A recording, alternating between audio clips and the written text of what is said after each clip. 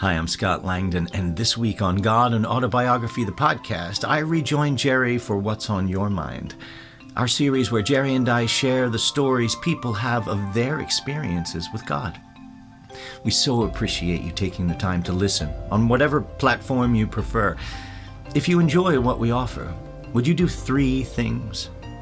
Like, subscribe, share. All 3 things are free to you, but priceless for us. Like, subscribe, share with anyone you think might enjoy it on the platform of your choosing. That's it. Super simple. Find God and Autobiography, the podcast, wherever you get your podcasts. I'll see you next time. Friends, welcome back to another edition of What's on Your Mind. I'm Scott Langdon. I'm here with Jerry Martin, and we have 2 wonderful emails to discuss, and they are wrapped up in the theme of our recent episodes in this unit, and that theme is obedience. And these 2 emails that were written into us really talk about that subject, but from 2 different perspectives. And Jerry, I'm really excited to talk about them today.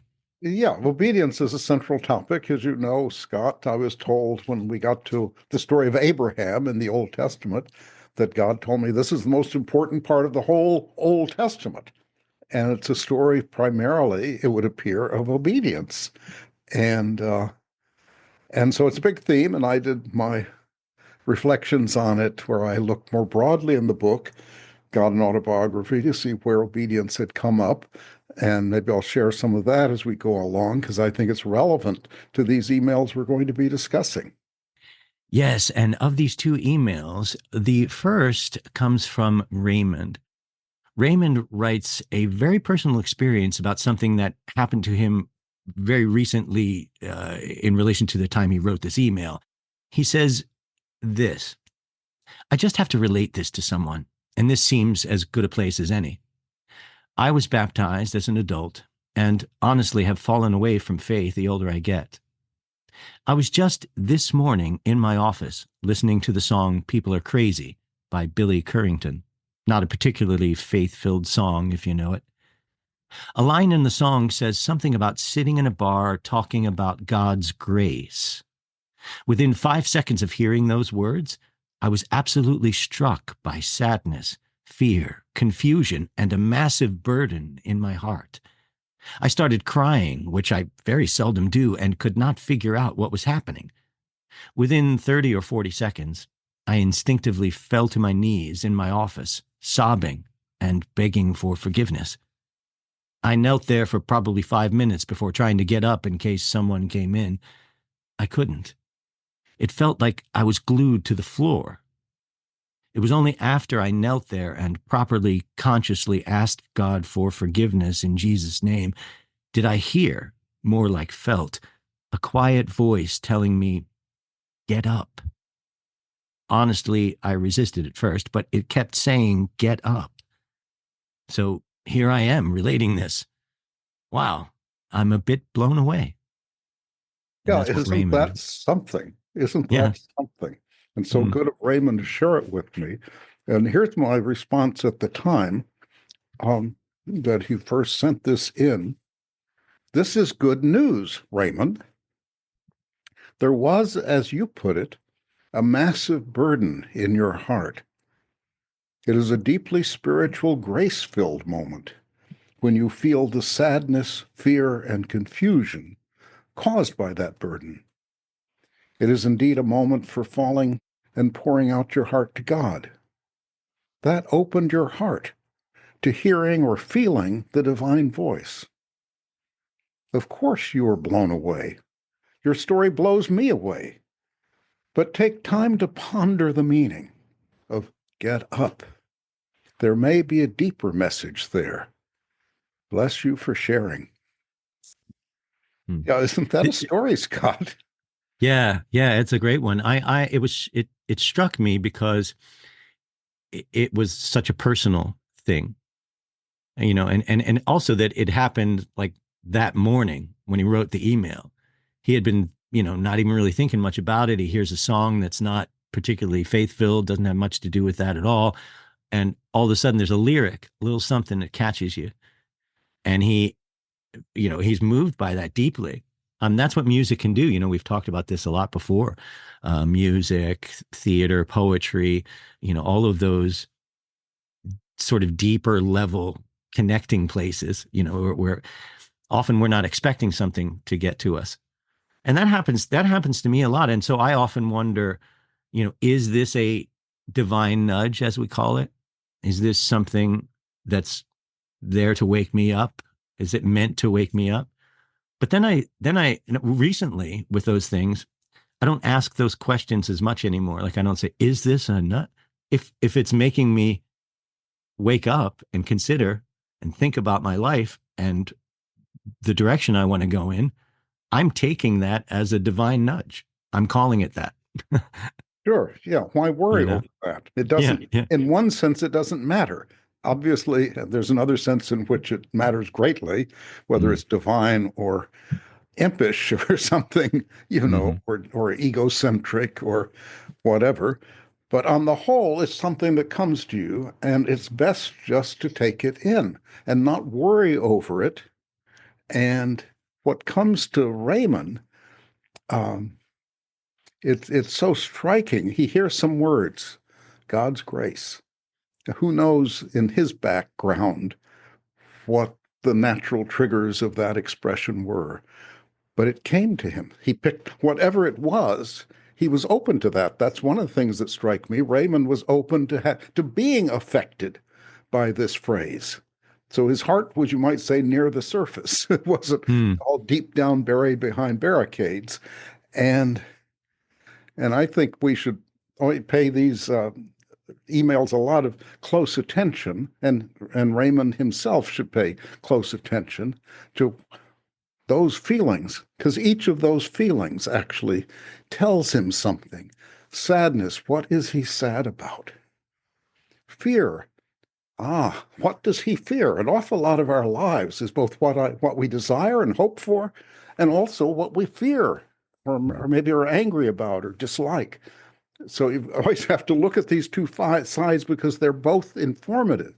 And here there's fear that he needs to take into account somehow, and confusion. And I don't know, there are many ways of being confused, and I don't know exactly his way, but it all seems to reflect a massive burden in his heart. And that's all for him to figure out. We can't figure it out. If he were here in the room, we could be talking about it. But here we just have the text. But whatever all of that means, and this massive burden, it's such that he starts crying. And he can't stop. He's just crying, crying. And and this says something about the background and what it means to him, begging for forgiveness. And here again, it's hard to tell if you're within a certain religious frame, as he starts out being, then forgiveness has a whole doctrinal aspects and is the whole kind of pilgrim's progress of life or something. You mm, go mm, through a kind of reflection on where you've gone wrong, and then you want forgiveness for that. But we don't know his story, and any of us at any point in life, whether we're religious or not, may feel, oh, gee, I've done some things I regret, haven't I? And so mm, there's just regret. Oops, I wasn't my best that day. It mm, wasn't my best. And I wish I were my best. And one way of expressing that rather naturally, again, even if you don't have a big belief in God, is I hope everybody will forgive me mm, for having been really bad that day. I've done things I regret. I don't deny them. I do ask if people forgive me. And you kind of need to forgive yourself. I mean, I've told about guilt elsewhere and got an autobiography. Don't wallow in guilt. He's in danger of that, I would say. Raymond mm, is, because he's overwhelmed once when it hits you. It's kind of overwhelming. mm, But um, to you, I'm told, God tells me, use it something like more diagnostically. Oh, I really have gone wrong. Why? What mm, led me to go wrong? Did I put myself in the wrong circumstances? Did I draw in bad influences? Did I maybe I'm drinking too much or don't exercise enough? I'm not doing healthy things. I'm used to have people who loved me and I've pushed them away. It can be any number of things because there's so many ways to go wrong and right. And the Bible says narrow is the way at some point, and it often feels that way because there are more ways to go wrong than there are to go right. And so Raymond is in that. And this moment of this is itself the moment of grace. Even though it feels like a moment, oh no, I've been so bad, just please forgive me. But in fact, it's a moment of grace. Some new life is coming in to replace what he now, let's say, regrets. And he hears a voice or feels it. This is an important lesson itself. The people who write us write with precision. And the precision isn't because they're great they're theologians who sculpt the words or professional writers who sculpt. It's because this is how it naturally comes out. And the way it naturally comes out is actually the most accurate way and the most vivid way and the most precise way. And so he hears or felt, and it's best just to if you have a sense of God communicating with you in some way, you don't have to worry over, is it a voice, not a voice? Is there a God, not a God? Jung liked to talk about the higher self. Who cares? In a sense, it's a voice it's something you need to be paying attention to. And I take it to be God, and you do, Scott, as you just said. But I don't think one needs to get hung up on that question. You just say, whoa, this has happened to me. And I have this deep, deep feeling, I'm talking for Raymond here, have this deep, deep feeling of sadness, fear, and confusion based on mistakes I've made, things I've done wrong. Anyway, I ask for forgiveness. And now I hear a voice or feel a voice, but something is telling me, get up. And of course, he's on his feet, on his knees or whatever, glued to the floor, as he puts it. And so get up first has a literal application. Okay, don't just stay on the floor. There's not much future living or solution or insight just there. He's had the moment on the floor. Now it's time to get up. And I was also struck, why I didn't pay such attention to the language. And he resisted the voice, but it kept saying, get up. So, he says, I was struck by the word so. So, he said, here I am relating this. So I take it that the first step in getting up was to share his story. It's kind of let your light shine. The light can't shine as long as you're just on the floor feeling guilty and asking for forgiveness. But you start sharing that story with others, then you are letting your light shine and you're illuminating the lives of people around you. Because we all go through these kinds of moments one way or another in our own different patterns and shapes and forms and sounds and sights. And he needs to figure out, and of course we don't know the whole of Raymond's life. He hasn't here reflected on that yet. But I advise him, look for the deeper message. What in your life do you need to get up to? What do you need to rise? Do you need to stand up for something or rise to a challenge? Or I'm putting it, get up to show your light shine, but it can mean many things. But in the concrete circumstances of his life, of Raymond's life, it must mean something, I would think, not just abstract and general and generic, but something rather specific. There are things he needs to do that would fulfill the command to get up.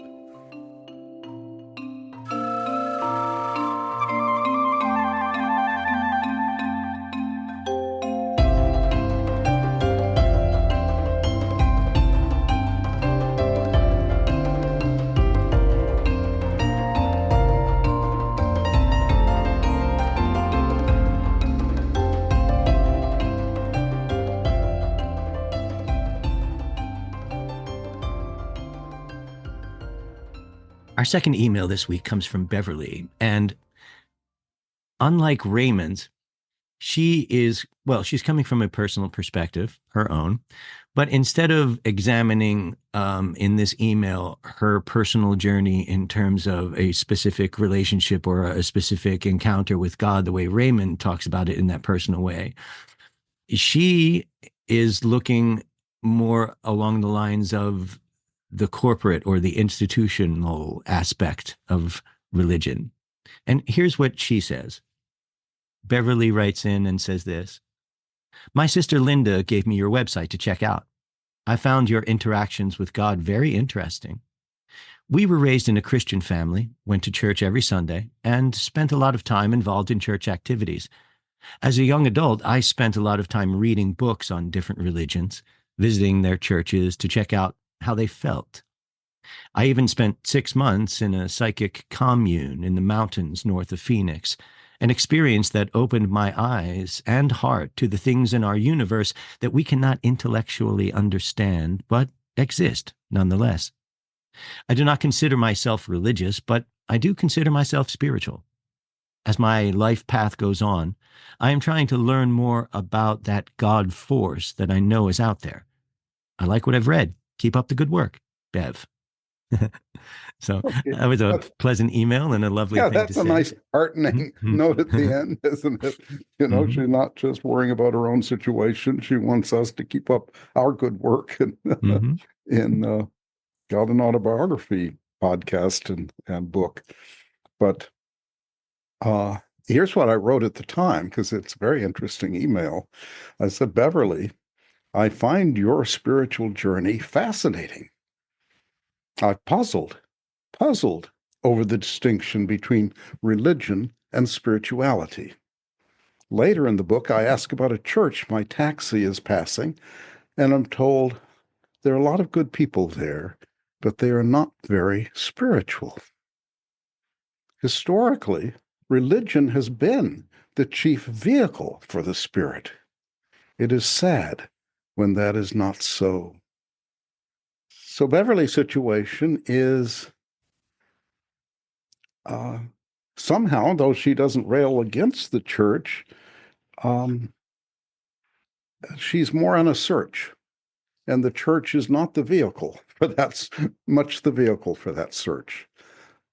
Anything is, you might say, a psychic commune in the mountains north of Phoenix. She doesn't really mention the other, but she's trying to figure out more about the God force, is how it comes to her, the natural expression for it, the kind of divine force or presence that she knows is out there. She still is uh, obviously feels part of why she's seeking is it's still out there. She Mm. is not yet fully connected with the God voice or internalized it or taken in that part that's within her already. You and I would believe, Scott, uh, Mhm. but but she stays on that journey, and that's the right thing to do. Some have found the finding of God is the seeking of God. You don't Right. seek for something that isn't there. As Richard Oxenberg says in our dialogues, you feel hungry. There must be such a thing as food. Right. you Yeah. know, Yeah.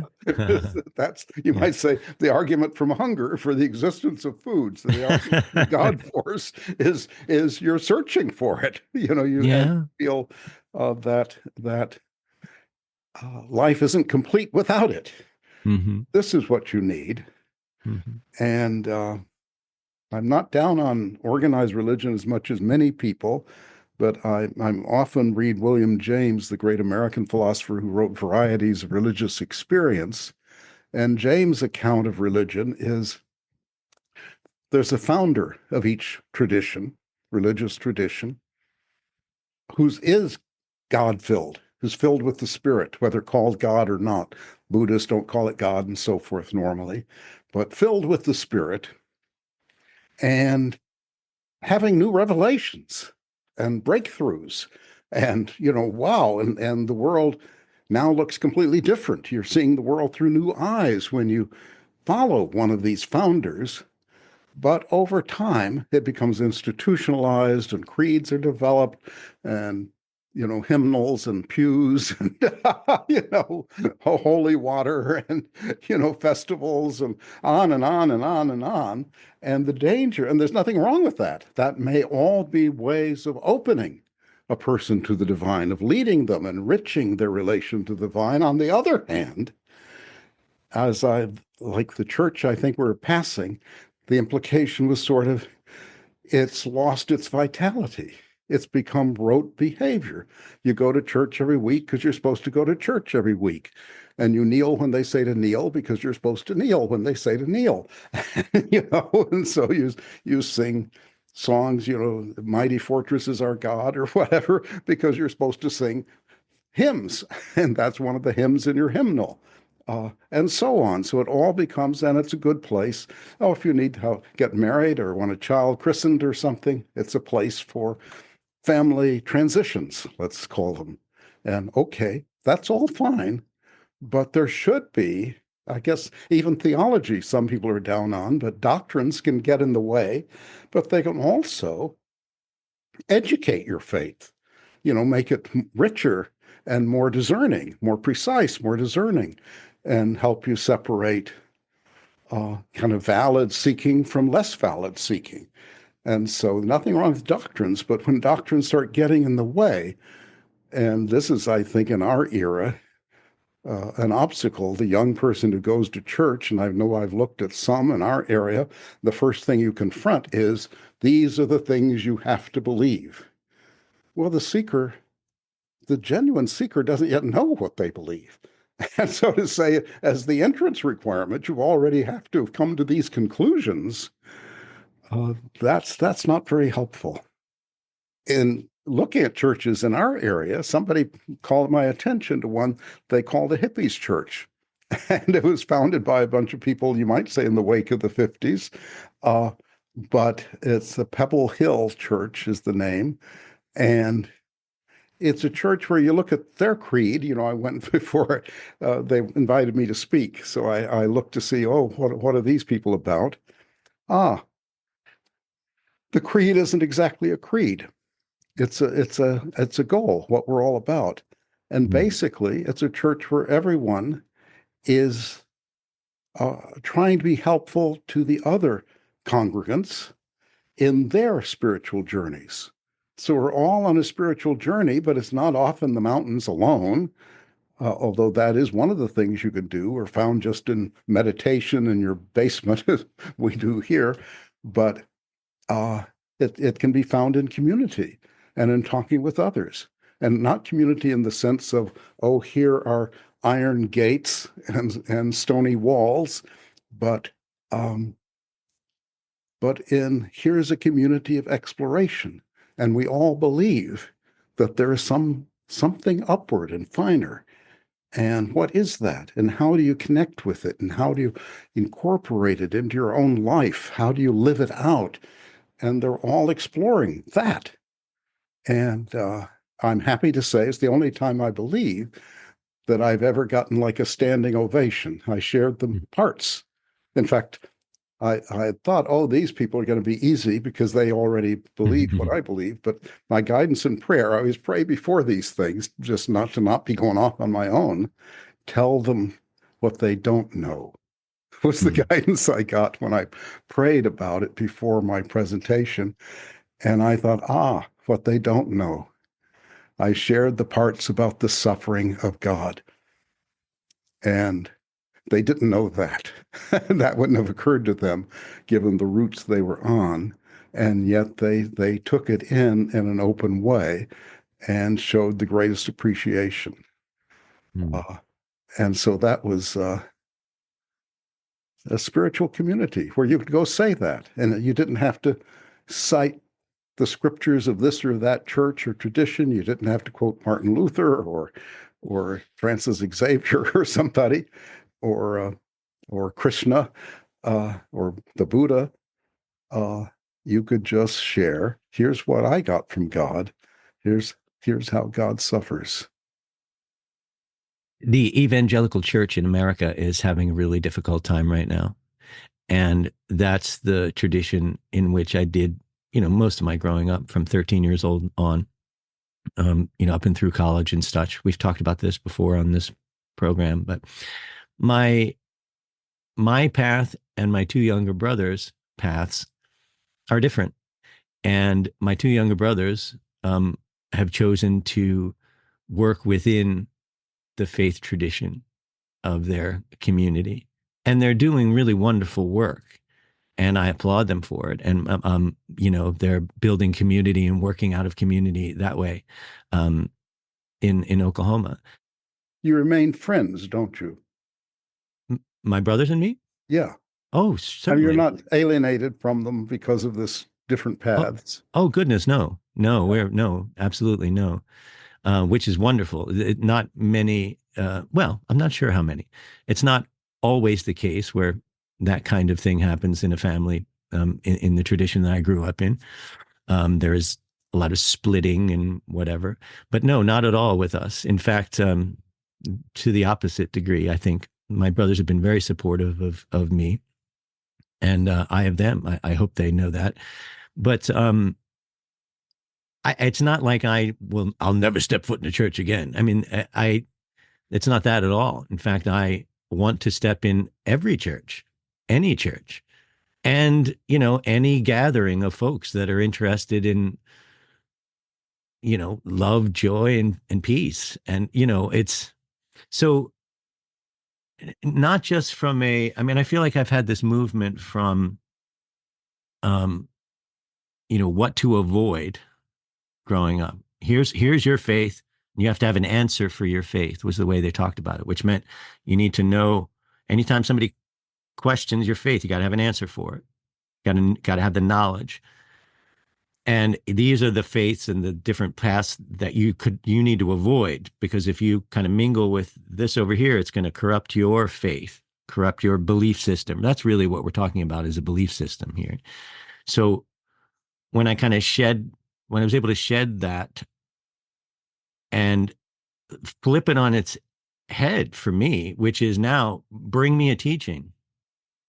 If there's a teaching, I want it. I don't care if it's from, and even if it's something that's presented and I'm examining it, whatever it is, hearing somebody or reading a book or whatever, I trust that God and I are in this traveling together. So if I'm reading something and it's quote unquote leading me astray, well, God's going to course correct that. That's my faith. My inside is, God, I want to do your will. So I'm going to make mistakes. Of course I am, but I trust that I'm not going to be led down Satan's path. Do you know what I mean? How can Jesus talks about that when he says, how can I be of Satan? They said he's of Beelzebub. He said, well, a house against itself cannot stand. Yeah. And that's the same thing. I mean, if one is looking for God's will, one cannot be led down the false path, can they? I don't see how that's possible. Yeah, that's in a different vocabulary and context. That's the point of my new book, Radically Personal, uh, uh, which is based on, I'm an epistemologist, which is we're asked what kinds of things can human beings know, and how do they know it? And the tradition is based on people like Descartes often, who are big skeptics, and they start with how on earth do you overcome skepticism? Because you can doubt everything. And the alternative, as I develop it, is an epistemics of trust. And the key value, as one of the authors I draw on puts it, is self-trust. And you have to trust yourself. You're going to learn nothing from experience if you doubt it all. So each experience you have to probe, take it in as best you can, as full-heartedly and full-mindedly as you can, and then probe it for what truth it can shed for you. And then it's sounds solipsistic because of that title, Radically Personal, but you also trust others. Sometimes on a given matter, you trust someone else more than yourself. They're an expert or they have good judgment in of character or of art or something. So you have reason to trust them. And again, a community is a community of mutual trust, basically, that you each trust yourself and you try to stay on the right path. And you trust that where you make mistakes, they can be corrected by this very same process of seeking, that no mistake has to be ineradicable, that you can revise and improve and deepen as you go along. So I very much share that sense, Scott, that you're expressing, that you live your spiritual journey, you have to live it fully, as both these writers have done for us. You've got to live it fully and see what all it can tell you. And they're both on somewhat different paths, but they are being told what they need to be told. They're discovering what they need to discover. And that's what life is about. We thank you, Raymond and Beverly, for writing in. And if you're listening and you want to share your story of God with us, we would love to hear from you. Please drop us an email at questions@godandautobiography.com. We'd love to hear what you have to say, and we'd love to hear your stories. Jerry, I'm so glad we had a chance to talk about these two today. Yeah, they were just great.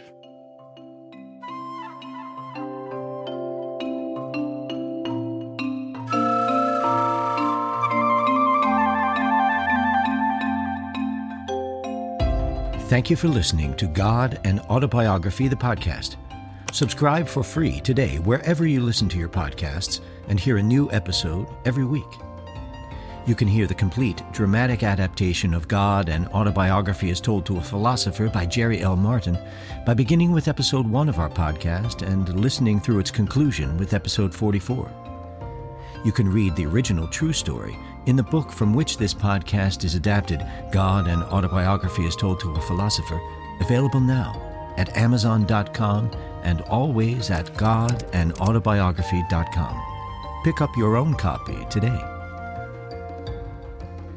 If you have any questions about this or any other episode, please email us at questions@godandautobiography.com and experience the world from God's perspective, as it was told to a philosopher. This is Scott Langdon. I'll see you next time.